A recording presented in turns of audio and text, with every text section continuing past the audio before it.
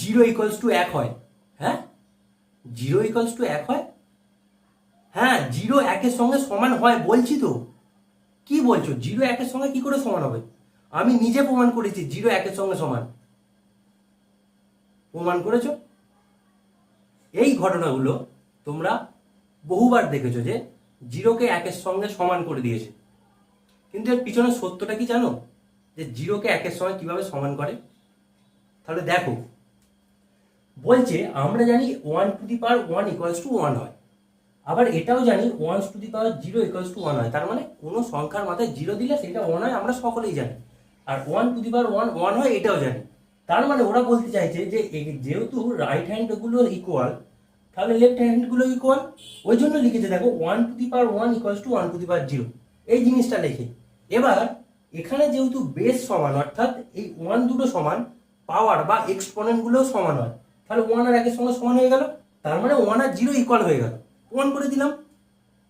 কিন্তু এখানেই তো সব থেকে বড় ব্লান্ডারটা করে। কি ব্লান্ডার করে দেখো, ওরা যেটা বলে যে if base are same the power will be same, অর্থাৎ বেস যদি সেম হয় পাওয়ারগুলো সমান হয়।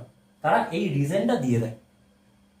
প্রকৃতপক্ষে এই রিজনটা শুধু এইটুকু নয়, এর পিছনে অনেকটা ইতিহাস আছে। দেখো ইতিহাসটা কি, এই কনসেপ্টটা আসে কোথা থেকে? এই যে the base are equal then the power will be same, অর্থাৎ বেসটা সমান হলে পাওয়ারটাও সেম হবে। এই কনসেপ্টটা কোথা থেকে আসে দেখো, আমরা একটা ফর্মুলা শিখেছি যে a to the power n1 equals to a to the power n2 যদি হয়, এখান থেকে আমরা ইমপ্লাই করতে পারি যে n1 ইকুয়ালস টু n2। আমরা শুধু এইটুকু জানি, কিন্তু এর সঙ্গে আরেকটু একটা জিনিস অ্যাড করতে হয়, পাশে আরেকটা জিনিস অ্যাড করতে হয়। কি অ্যাড করতে হয় সেটা বোঝাচ্ছি দেখো। ধরো a to the power n1 equals to a to the power n2 তোমাকে দিয়ে দিয়েছে। তারপরে এখান থেকে আমরা কি পাবো, যে a to the power n1 divided by a to the power n2 equals to 1 হয়ে যাবে। তার মানে এইটা আমরা সিম্পলিফাই করলে পাবো a to the power n1 minus a to the power n2 equals to 1। Clear? এবার আমরা যদি দুদিকে লগ নিই, যে log a to the power n1 minus n2 equals to log 1, তারপর আমরা কি পাবো, n1 মাইনাস n2 পাশে চলে আসবে, আর পাশ এখানে থেকে গেল log a equals to log 1 এর মান আমরা জানি 0, অর্থাৎ n1 মাইনাস n2 আর লগ a এর মাল্টিপ্লিকেশন করলে আমরা 0 পাবো। এবার এই কন্ডিশন থেকে আমাদের এটা বুঝতে হবে। কিভাবে বুঝবো, ভালো করে দেখো, এখানে দুটো সংখ্যা আছে, দুটো সংখ্যার গুণফল বলেছে 0। এবার আমরা এখান থেকে সহজে বুঝতে পারছি যে এদের মধ্যে কেউ একজন যদি বাই চান্স 0 হয়ে যায়, তাহলে পুরো রাশিটার ভ্যালু 0 হয়ে যাবে। তাহলে কি বললাম, যে যে কোনো একজন 0 হলে, আমি প্রথমে ধরে নিচ্ছি যদি n1 মাইনাস n2টা 0 হয়ে যায়, অর্থাৎ এর ভ্যালুটা যদি 0 হয়ে যায়, পুরো রাশিটার ভ্যালু 0 হয়ে যাবে। তার মানে n1 ইকুয়ালস টু n2 হয়ে যাবে। ওকে, কিন্তু বাই চান্স যদি লগ এর মানটা 0 হয়, অর্থাৎ যদি লগ এর মানটা 0 হয়ে যায়, তার মানে এখান থেকে এর ভ্যালু কত হবে, কারণ লগ 0-এর জায়গায় আমরা লিখে দেবো লগ 1, তাহলে এর ভ্যালু হয়ে যাবে 1। তার মানে ভালো করে এখান থেকে বোঝো, যদি প্রথম পার্টটা 0 হয়, এই পার্টটাকে 0 না হলেও চলবে। একইভাবে যদি দ্বিতীয় পার্টটা 0 হয়, অর্থাৎ দ্বিতীয় পার্ট কখন 0 হবে, যখন a ইকুয়ালস টু 1 হবে। তার মানে যদি a ইকুয়ালস টু 1 হয়ে যায়, এই পার্টটাকে যে 0 হতে হবে এর কোনো মানে নেই। সেখান থেকে বলতে পারছি যদি a ইকুয়ালস টু 1 হয়, তাহলে যে n1 ইকুয়ালস টু n2 হবে এর কোনো গ্যারান্টি নেই। কারণ এই যে ভ্যালুটার মানটা বাই চান্স যদি এর 0 হয়ে যায়, এর উপর ডিপেন্ডই করছে না। সুতরাং সেই জন্য আমরা বলতে পারছি যে a এর মান যদি 1 হয়, n1 যে n2 এর সাথে সমান হবে এটা আমরা গ্যারান্টি দিতে পারবো না।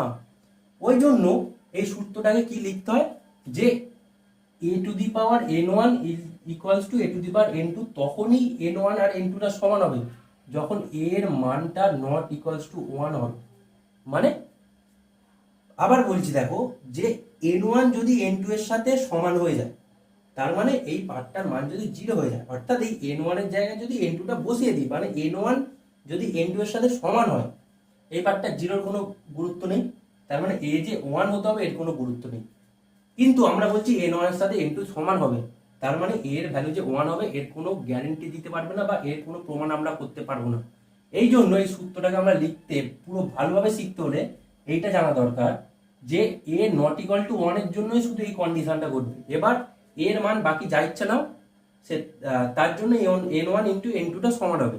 আর একটা কন্ডিশন আছে, এর মান 0 হলেও হবে না, অর্থাৎ অর্থাৎ 0 টু দি পাওয়ার সাপোজ ধরো কিছু একটা আছে, এবারে n2 এর জায়গায় যদি 0 বসিয়ে দাও, n2 এর জায়গায় যদি 0 বসিয়ে দাও, যে a এর জায়গায় 0 বসিয়ে দাও আর n2 এর জায়গায় যদি 0 বসিয়ে দাও, তাহলে কি হবে? 0 টু দি পাওয়ার 0 আনডিফাইন্ড। কারণ 0 টু দি পাওয়ার 0 আমরা ডিফাইন করতে পারি না। কেন পারি না এর একটা ভিডিও আমি করে দেবো, সেখানে দেখে নেবে। কিন্তু এখানে কন্ডিশনটা তোমাকে বুঝতে হবে যে n1 ইকুয়ালস টু n2 তখনই হবে যখন এর মান 1 হবে না। 1 ছাড়া বাকি নাম্বারের জন্য এটা পসিবল। তাহলে আজ এই ভিডিওটা দেখার পর কখনোই বলবে না যে 0 1 এর সঙ্গে সমান হয়, বা কখনোই সূত্রটা বলবে না যে যদি a to the power n1 equals to a to the power n2 হয় তাহলে n1 equals to n2। Just এইটুকু বলবে না, পাশে তোমাকে শর্ত দিতে হবে যে এর মানটা 1 হলে চলবে না। ক্লিয়ার? তাহলে যদি ভিডিওটা ভালো লাগে অবশ্যই লাইক করো, বন্ধুদের মাঝে শেয়ার করো। আর যারা বলে যে 0 সঙ্গে 1 সমান, তাদেরকে ভিডিওটা ভালো করে দেখাও যে দেখ আমি প্রমাণ করেছি যে 0 ইকুয়ালস টু 1 হয় না।